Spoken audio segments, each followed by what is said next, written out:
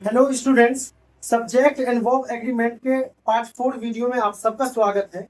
मैंने यहाँ पे दो सेंटेंसेस लिखे हैं। Nothing but tree was there, nothing but flowers was there. आपको ये बताना है कि इन दोनों सेंटेंसेस में क्या गलती है और क्या इसमें करेक्शन की जरूरत है या नहीं। ठीक है, तो आप मुझे ये बताइए। आप देखेंगे तो आपको लग रहा होगा, मैं जैसा गेस कर पा रहा हूँ, आपको लग रहा होगा कि nothing but tree was there, ये वाला तो सही लग रहा है ऊपर वाला। और नीचे वाला जो है nothing but flowers was there, इसमें थोड़ा गड़बड़ लग रहा है। गड़बड़ क्या लग रहा होगा आपको कि फ्लावर्स जो है यहाँ पे प्लूरल है, तो वर्ब भी क्या होनी चाहिए, प्लूरल होनी चाहिए, यानी वर्ब होना चाहिए। क्या होना चाहिए, वर्ब होना चाहिए। ऐसा आपको लग रहा होगा, मैं समझ सकता हूँ जहां तक। लेकिन मैं आपको बता दूं कि इन दोनों सेंटेंसेस में कोई गलती नहीं है, कोई करेक्शन की जरूरत नहीं है, दोनों ग्रामेटिकली सही है। ठीक है, अब ये ग्रामेटिकली कैसे सही है, हालांकि यहाँ पे फ्लावर्स आ रहा है, प्लूरल आ रहा है और वाज आ रहा है, ऐसा क्यों हो रहा है, चलिए हम इसको रूल के माध्यम से समझने की कोशिश करते हैं। तो सबसे पहले मैं यहाँ पे फॉर्मूला लिखता हूँ और इस सेंटेंस को रहने देता हूँ। ठीक है, अब देखिए, anything anything but nothing but anything but nobody but no one but। ठीक है, इसी तरह से एवरीथिंग बट एवरीथिंग बट, इनमें से कोई भी हो। ठीक है, तो इसके बाद हमेशा याद रखिएगा कि सिंगुलर नाउन भी आ सकता है, प्लूरल नाउन भी आ सकता है और अनकाउंटेबल नाउन भी आ सकता है। ठीक है, अनकाउंटेबल नाउन भी आ सकता है। तो ये चीज आप अपने मन में बैठा लीजिए कि anything but, nothing but, nobody but, no one but, everything but, इन सब के बाद नाउन सिंगुलर भी आ सकता है, प्लूरल भी आ सकता है और अनकाउंटेबल नाउन भी आ सकता है। और इसके बाद जो और भी ज्यादा जरूरी चीज है वो ये कि इन सब के बाद वर्ब जो आएगा, इन सब के बाद वर्ब जो आएगा वो कैसा आएगा, सिंगुलर वर्ब आएगा। ये याद रखने वाली बात है कि वर्ब कैसा आएगा, सिंगुलर वर्ब आएगा। ठीक है, अब हम इस रूल के अकॉर्डिंग इन दोनों सेंटेंसेस को समझने की कोशिश करते हैं इसे। अब देखिए यहाँ पे नथिंग बट ट्री, तो ठीक है, नथिंग बट है जो मैंने यहाँ पे लिखवाया है, नथिंग बट।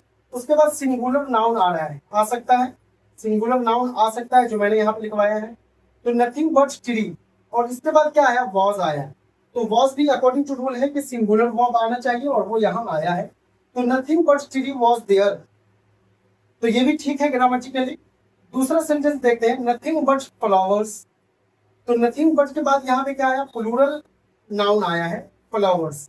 और उसके बाद क्या आया, वर्ब नहीं आएगा, सिंगुलर ही आएगा, वॉज आएगा, क्योंकि रूल क्या कहता है, सिंगुलर वर्ब होगा, तो वॉज ही यहाँ पे आएगा। ठीक है, तो ये तो हो गए रूल की बात। लेकिन हमारी हमेशा कोशिश रहती है कि मैं हर रूल के पीछे जो लॉजिक छुपा हुआ है उसको भी मैं आपको बतलाऊं, ताकि आप इंग्लिश गहराई के साथ समझ सकें और ये अंग्रेजी आपके देर तक दिलो दिमाग में रहे। ठीक है, तो आइए हम लॉजिक को समझते हैं यहाँ पे कि ऐसा क्यों हो रहा है। देखिए, उसकी वजह यह है कि बट जो है ना यहाँ पे, बट ये क्या है, प्रीपोजिशन है। बट क्या है, ये प्रीपोजिशन है, प्रीपोजिशन है। और आपको मैं एक बात बता देता हूं, अभी मुझे एक बात याद आ गई कि प्रीपोजिशन के बाद जो भी नाउन होता है ना, वो सब्जेक्ट नहीं होता है कभी भी।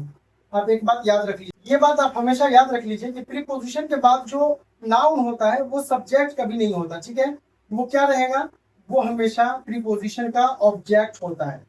जब प्रीपोजिशन का ये ऑब्जेक्ट है तो इसे वर्ब की जरूरत भी नहीं है, क्योंकि वर्ब किसका होता है, सब्जेक्ट का होता है, ऑब्जेक्ट का तो होता नहीं है। तो जब इसको वर्ब की जरूरत भी नहीं है तो हम इसके अकॉर्डिंग आएगा नहीं आएगा इसकी कोई जरूरत ही नहीं है ये सोचने की।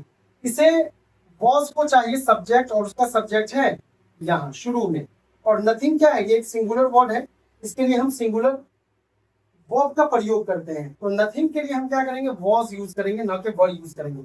इसी तरीके से वर्ब ये है और इसका सब्जेक्ट क्या है, यहाँ है, नथिंग है, और इसके लिए वॉज यूज होगा, ना कि इसके लिए। और इसी तरीके से इसके अलावा जितने भी शब्द है यहाँ पे, सबके लिए हम क्या यूज करेंगे, वर्ब, सिंगुलर वर्ब का प्रयोग करेंगे। ठीक है, तो चिड़ी के अकॉर्डिंग नहीं आएगा, फ्लावर के अकॉर्डिंग वॉज को वर्ड नहीं बनाएंगे, बल्कि वॉज जो है ये नथिंग के अकॉर्डिंग है। जब मैंने शुरू में आपसे पूछा था कि इन दोनों सेंटेंस में क्या करेक्शन की जरूरत है, तो आपको यही लगा था कि ऊपर वाला तो सही है, क्योंकि चिड़ी सिंगुलर है तो वॉज है, ठीक है। और दूसरे वाले में आपको गलत क्या लगा कि फ्लावर्स ये प्लूरल है, तो वर्ब भी क्या होना चाहिए, प्लूरल होना चाहिए, जो कि यहीं पे आप गलत कर गए। तो ये बात याद रखिएगा कि बट के बाद आ रहा है, ये क्या है, बट प्रीपोजिशन है, और उसके बाद ऑब्जेक्ट है, और ऑब्जेक्ट को वर्ब की जरूरत नहीं होती, वर्ब को चाहिए सब्जेक्ट, और सब्जेक्ट उसका क्या है, यहाँ है। ठीक है, वो नथिंग है, और नथिंग को क्या चाहिए, सिंगुलर सब्जेक्ट चाहिए हमें, सिंगुलर वर्ब चाहिए हमेशा। ठीक है, ये बात याद रखिएगा। अच्छा, अब एक चीज और समझ लीजिए, बात पूरी हो जाए, एक बात और यहाँ पे समझ लीजिए कि बट का जो है ना दो मीनिंग होता है, बट की मीनिंग जो है दो होती है। वो क्या होती है, ब्यूटी बट। इसका मतलब क्या होता है, एक तो होता है बट का मतलब लेकिन, बट का मतलब एक क्या होता है, लेकिन, और दूसरा बट का मतलब होता है के अलावा, के सिवा, है ना। तो यहाँ पर जो है यही दूसरी वाली मीनिंग है कि nothing but flowers was there, कि वहां पे फ्लावर के अलावा कुछ नहीं था, है ना, यानी फ्लावर ही फ्लावर थे, फ्लावर के सिवा वहां कुछ नहीं था, या वहां यहाँ पेड़ ही पेड़ थे, वहां पेड़ के सिवा कुछ नहीं था, पेड़ के अलावा कुछ नहीं था, ऐसा हम इसकी मीनिंग कर सकते हैं। ठीक है, तो आप कमेंट बॉक्स में जरूर हमें बताइए कि आपको वीडियो कैसी लगी, और आप हमारे साथ जुड़ने के लिए हमारे चैनल को सब्सक्राइब कीजिए, और वीडियो को अपने दोस्तों के साथ शेयर जरूर कीजिए। ये 10th हो या 12th का एग्जाम हो, या इससे आगे के एग्जाम हो, इवन उन सब में काम आने वाले हैं, और बहुत ही इंपॉर्टेंट रूल्स हैं जो मैं करवा रहा हूँ थोड़ा थोड़ा करके। तो आप हमारे चैनल को जरूर सब्सक्राइब कीजिए, सपोर्ट कीजिए हमें। थैंक यू वेरी मच, मिलते हैं अगली वीडियो में।